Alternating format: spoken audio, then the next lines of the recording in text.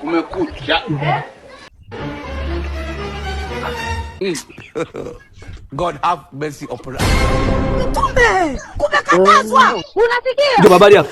Fresh mjomba. Uko safi kama kawaida. Sasa bwana, sasa hapa kuna kibaka mmoja mwizi chizi kapita hapo, umemtuona huyo mwizi?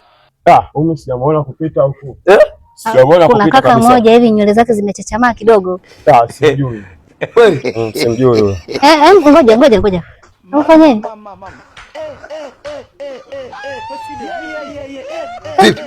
Ndio simu yako hii?